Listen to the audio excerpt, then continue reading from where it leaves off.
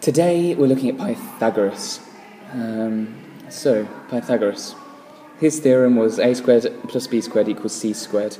Now what does that refer to? It only ever refers to right-angled triangles. Okay? This is a right-angled triangle, and you must label A and B. It doesn't matter where you label A and B, but C is very important. C is the hypotenuse. And it's always opposite the right angle. Okay? Now let's look at some very simple questions leading to a slightly tougher question at the end. So, question 1. Let's say we've got these lengths. We've got 5, 13 as the two adjacent sides to the right angle, and x is the opposite side. And the question is simply find x, and you're going to find its three significant figures. Good news, Pythagoras. So x is c, so we know that x squared is equal to 5 squared plus 13 squared. Please set it out, you're working like this. You could now pause the video, do the question, and check you get the right answer. Pause it. Okay, so this is 25 plus 169, which is 194. So that means that x is equal to the square root of 194. In a calculator, that comes out as 13.9 to three significant figures. Next question. Okay, so this is the question. Copy it out. Pause the video now. Try and find out what x is to three significant figures. Okay, pause the video, pause the video, pause the video, pause the video. And we're back.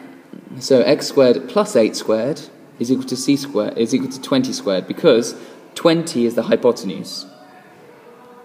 And that means x squared is equal to 20 squared minus 8 squared, which is 400 minus 64, which equals 336. Square root both sides, and you're left with x is 18.3 to three significant figures. Okay, finally, this is a slightly tougher question. We've got these lengths. We've got that those two lengths are the same, and your goal is to find the area to three significant figures. Okay, this is an isosceles triangle.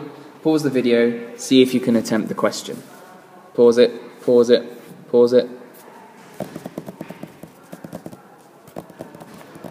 Okay, now that you've done that question, and we're back, we are going to use this fact. Area is equal to a half base times height. We don't know the height of this triangle though, so we draw in a dotted line there. That's our height. That's h. Oh, okay, let's go back. That's h. Okay. Since it's isosceles, since this is an isosceles triangle, this length is 4. We've cut the triangle in half. This only really works for isosceles triangles, this sort of idea. So we've cut the triangle in half, so we can say that that length is 4. So, if you notice, we've got a right-angled triangle there, where we've got h, 4, and 10. That's a right-angled triangle, so we can say that h squared plus 4 squared is equal to 10 squared by Pythagoras. That's what Pythagoras told us. Okay, solving for h gives h squared is 10 squared minus 4 squared. 100 minus 16 is 84, so h must be the square root of 84. We're going to leave it like that for now. Okay, we don't want to round things too early, because what we're trying to find is the area. We don't want to round the height now, otherwise the area might be wrong later. So round at the end. Remember that, round at the end. If you've done nothing else in this video, round at the end. So the area then is a half base times height. What is the height? Well, we've just worked it out as the square root of 84. What's the base? Well, that's 8. So it's a half times by 8 times by the square root of 84.